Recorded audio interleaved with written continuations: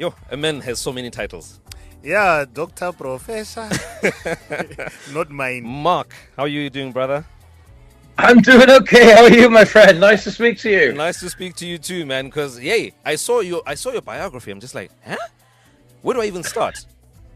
But I guess a good starting point would be this song with the Matisko World Orphan Choir, Rise. Man, how did this come about? Well, I've been with the choir for around about 3.5 years, and these kids just love to sing. They're from Liberia and West Africa.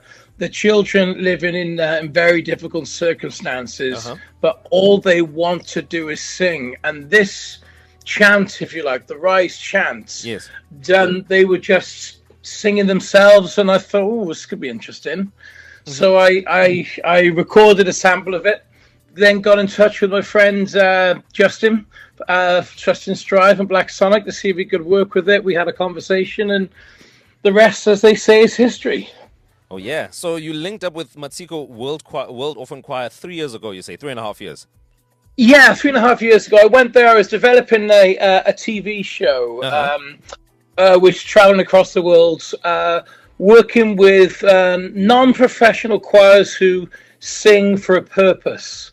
And this choir have been going. They're actually based in Liberia, Nepal, India, and Peru, of children who are basically living in challenging circumstances. And then they have choirs in each of those countries where they come and sing.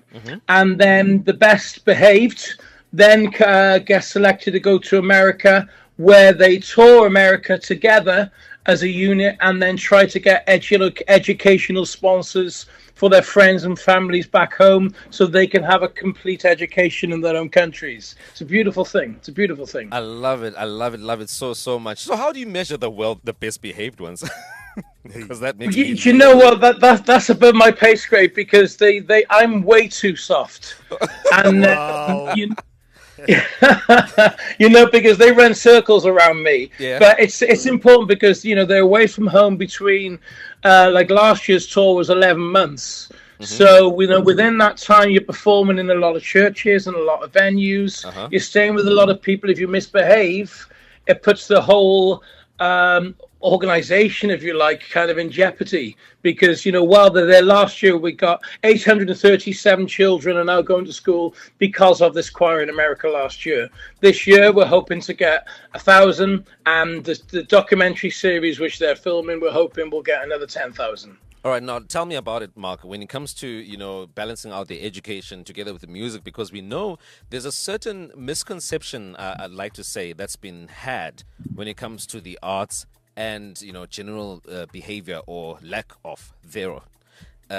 How do you then manage to balance out these kids, seeking out an education and also balancing it out with the creative side, the singing side, so to speak?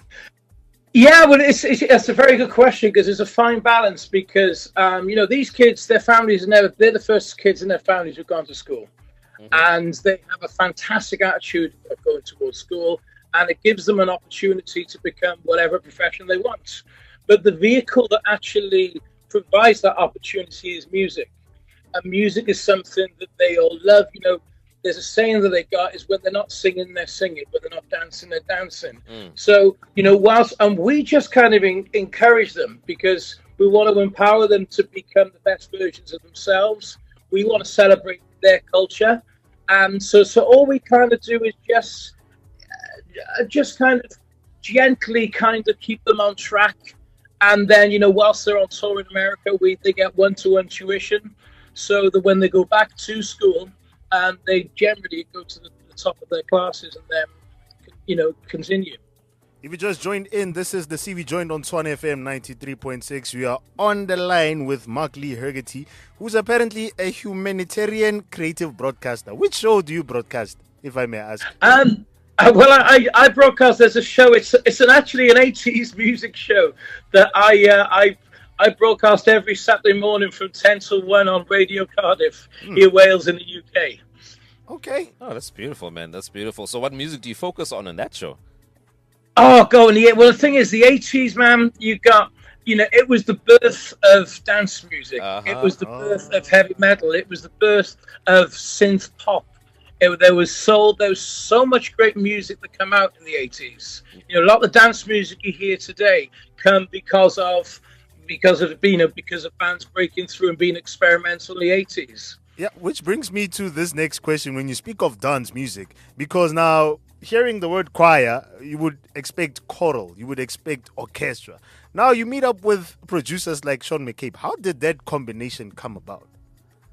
Oh, well, it came about because the thing is, this choir are extremely talented. And they can sing a lot. They can sing a lot of styles. They can sing, and I don't actually like elite chamber choir. I like choirs who have spirit, who have soul, who have hearts, and these guys have got that in abundance. And then I knew Sean through. I got sort of Sean through Justin Stride, who I've known and collaborated with because I'm also a songwriter myself, and we used to do a lot of stuff together. And I could just hear. I wanted him to capture their soul, their spirit, their excitement, but in his genre of music. So, and I think he's actually done that. And Sean's done a fantastic job of that. It's an uplifting song that brings the choir and our mission, if you like, to a brand new audience. And the fact that they're doing it. The fact that I'm talking to them in South Africa, they're from West Africa, I'm from Cardiff. It just shows the power of music, doesn't it? It is. It is really powerful. The music is really, really powerful. So from your perspective, quickly before we end this off, rise. It can be taken in so many senses. Rise in terms of rising like the phoenix, rising in terms of, you were down or something. When you guys aptly named the song Rise, what did you have in mind? Okay, well, I'm not sure how much you know about the history of Liberia. Liberia has been through two civil wars, and they're still struggling to get out of that. And a generation was wiped out in those atrocities.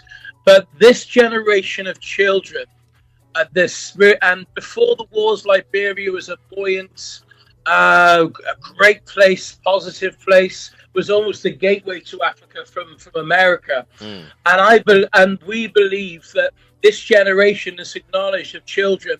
They can rise. They can use music. They can use education. They can use for it to rise and help Liberia become a great force in Africa again, and indeed the world.